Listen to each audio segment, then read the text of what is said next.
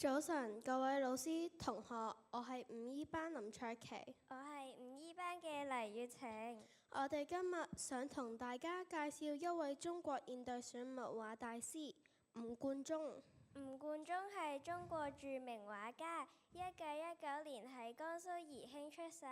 後來去過法國學藝術，返到中國之後就開始將西方藝術嘅形式同中國水墨畫融合，創造出自己獨特嘅風格。吳冠中老師好鍾意畫自然風景，例如江南嘅小橋流水、鄉村樹木，仲有城市景色，係用簡約嘅線條同鮮豔嘅色彩，表達出中國山水嘅詩意，又有現代藝術嘅感覺。佢嘅作品雖然係用水墨畫出，但睇落好似抽象畫一樣，有動感、有節奏，又充滿生命力。佢話過，形式係為表達服務，意思係畫面嘅美感，要為情感同意境服務。吳冠中老師仲講過，中國畫嘅根係我哋自己嘅文化入面，無論畫咩題材，都應該珍惜我哋嘅自然、傳統同家園。呢一點其實同國家安全都有關。冇錯，當我哋欣賞中國文化，了解自己嘅國家藝術，學識尊重和保護文化遺產，就係守護文化安全嘅一部分。文化安全都係國家安全嘅重要支柱之一。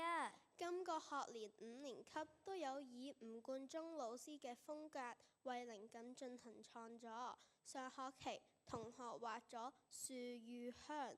用線條表達江南風景，好多畫都有小橋、樹木同鄉村屋，好有詩意。而下學期嘅主題係香港景色。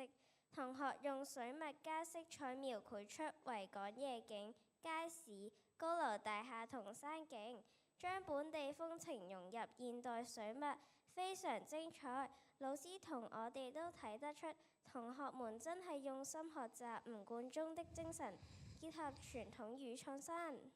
吳冠中話過，藝術係民族精神嘅一部分，希望大家都可以透過學習藝術，認識國家文化，愛護我哋嘅土地同城市。多謝大家，呢啲水墨畫作將在有蓋操場展出，希望大家行過5年級嘅作品展示時，都可以感受到中國水墨藝術嘅魅力，亦都為我哋嘅文化感到自豪。